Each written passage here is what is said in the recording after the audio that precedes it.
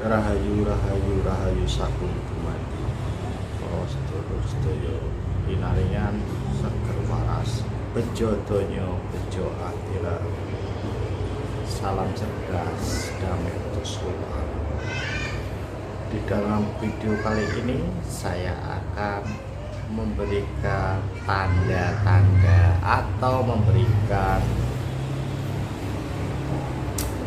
sebuah ciri-ciri atau ciri-ciri seseorang yang telah meninggalkan dirinya atau seseorang yang tidak terhubung dengan sedulur papat atau seseorang yang sudah lari dari atau menjauhi dari sedulur papat kali pancarnya atau seseorang yang telah kehilangan dirinya.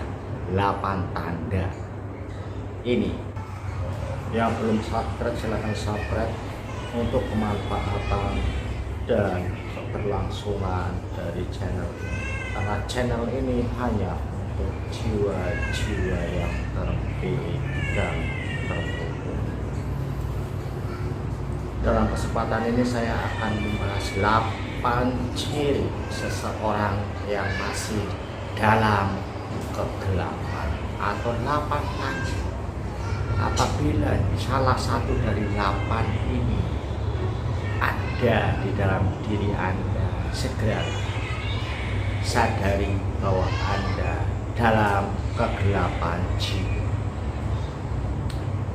8 tanda kegelapan jiwa, 8 tanda seseorang sudah tidak menghubungi atau tidak terkoneksi karena orang ini menjauh, menghindar dan lari dari dirinya dia sendiri.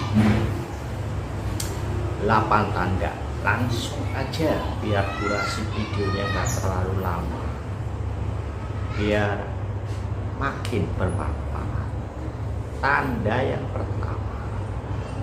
yang pertama adalah memutuskan hubungan dengan leluhur secara lahir dan batin, di mana memutuskan hubungan dengan leluhur ini kita disadari atau tidak kita sadari, kita malah memuja-muja leluhur orang lain. Kita mengagung-agungkan karomah dari leluhur orang lain. Kita tidak pernah menghargai dan menghormati ibu kandung kita, bapak kandung kita, mbah buyut, kakek nenek, nyampe canggah wareng, di mana nyampe 9 keturunan dan kalau bisa selebihnya. Kita kebanyakan lebih untuk memilih berziarah ke makam orang yang bukan dari garis keturunan, garis leluhur diri kita. Faktor yang pertama, bahwa ke makam mbah kita aja sampai lupa di mana makamnya. Tapi kalau makom dari leluhur orang, dia berada di sana, berkorban harta, benda, tenaga, waktu untuk berziarah ke tempat dengan embel-embel atau ada harapan mendapatkan sesuatu dari apa yang kita lakukan. Memutus hubungan dengan leluhur, inilah satu tanda kegelapan jiwa. Tanda yang kedua, tidak mengenali sedulur papat Kalimo Pancar, tidak pernah memanggil sedulur papat Limo Pancar selalu hadir menyatu dalam gerak tubuh kita, tidak menghadirkan hidup sebagai penuntun dan juga raja di dalam kehidupan kita. Ini tanda yang tidak mengenali sedulur papat kita, tidak mengenal hidup kita sendiri. Bahkan kita lebih asik memperhatikan hidup orang. Bahkan kita juga lebih asik dan senang untuk mempelajari kehidupan orang. Itu tanda yang selanjutnya, tanda yang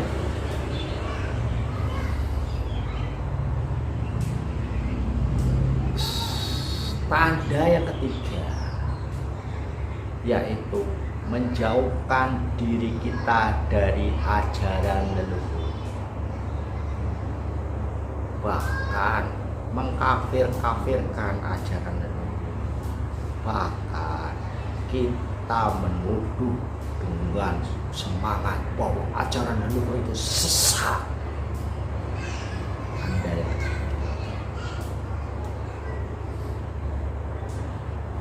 Tanda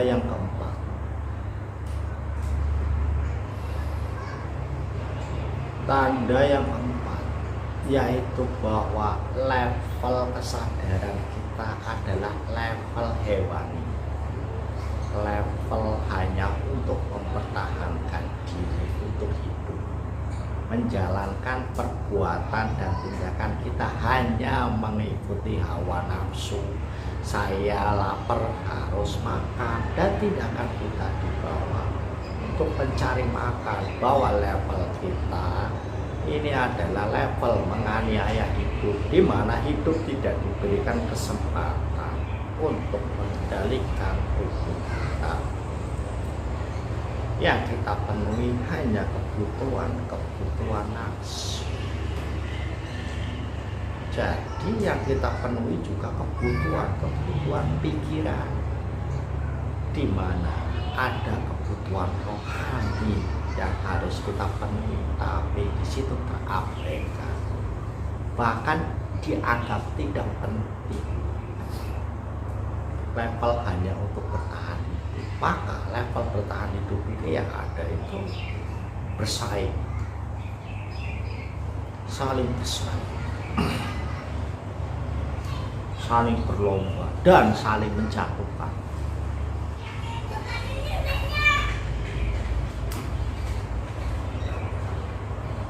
Yang kelima, tandanya kita itu disibukkan hanya mengejar dunia. Saya bangun pagi bekerja mengumpulkan uang hanya untuk beli mobil. Saya bekerja siang malam hanya untuk dia ini itu. Saya seperti ini bekerja keras hanya untuk status sosial saya, biar saya dianggap. Saya kalau nggak dianggap seperti ini ya saya nggak hidup saya itu ya ini loh saya. Itulah cirinya. Anda berada dalam kegelapan.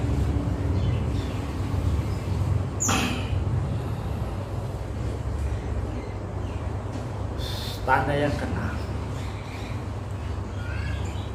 gimana dalam melakukan gerak-gerik dari sebelum tidur nyampe kita tidur, bangun dan tidur lagi, itu adalah tindakan atau perbuatan yang tidak, kalau bahasa ini itu apa ya, tidak meditatif. Bahasa itu tidak meditatif kalau bahasa ini.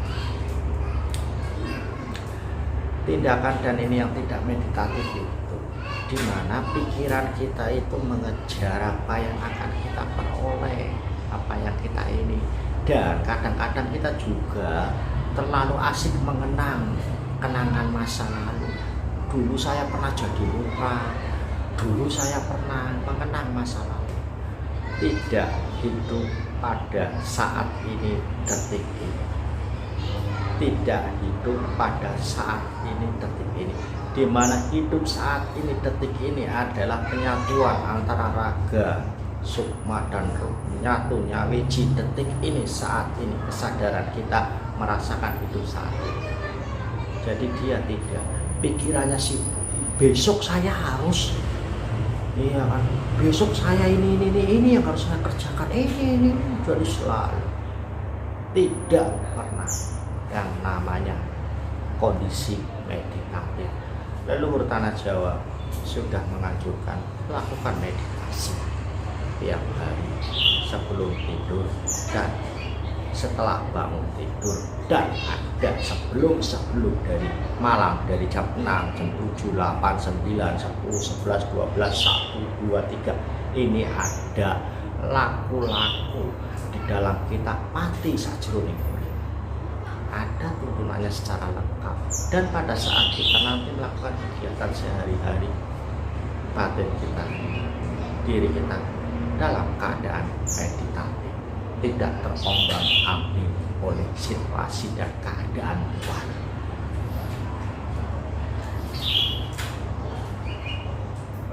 Tanda yang berikutnya tanda berapa?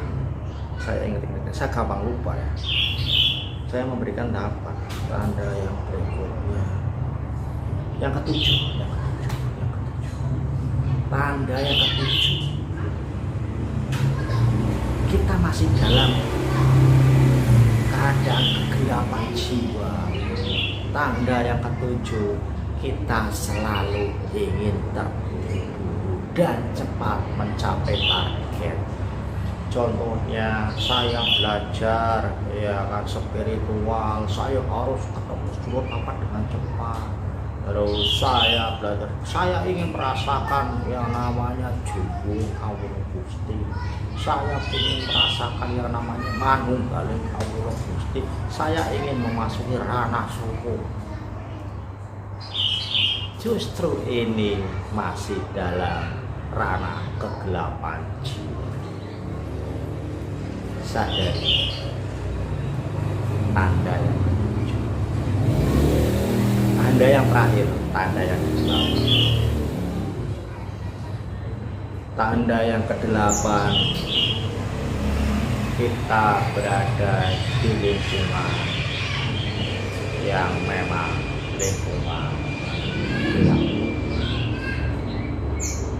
di mana dari kecil kita dilahirkan emosi dari orang tua yang selalu marah-marah, lingkungan yang mengajarkan kita harus seperti ini.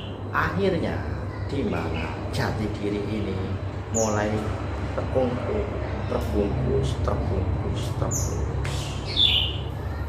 Seperti contohnya pada saat kita masih kecil, kita belajar dan masuk TK. Maka di situ ada bahwa ini sekolahku, ini temanku. Udah mulai ada pengelompokan ataupun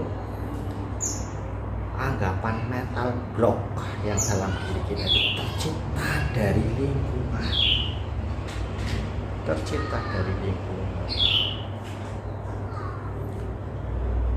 Lalu pikiran-pikiran negatif dari kiri, kanan, dan lain sebagainya itu masuk dan kita serap. Nyampe saat ini kadang-kadang kita juga tidak menyadari kalau kita menyerapnya dan masih memelihara. Itu yang ke-8, mental block yang ada dalam diri kita yang terbentuk dari lingkungan, di mana mental block ini menghalangi atau menutupi atau menjadi tabir yang membungkus diri kita yang sebenarnya. Inilah 8 tanda kegelapan jiwa. Inilah 8 tanda bahwa kita belum mengalami kelahiran rohani. Inilah 8 ciri-ciri. Apakah 8 dari yang saya sampaikan salah satunya masih ada yang Anda alami? Segera sadari dan segera rubah. Karena hanya mengenali diri sendiri kita bisa mengetahui akan kesejatian dari diri. Durasinya udah cukup panjang ya. Ya udah saya akhiri. Rahayu, rahayu, rahayu. Salam cerdas, damai.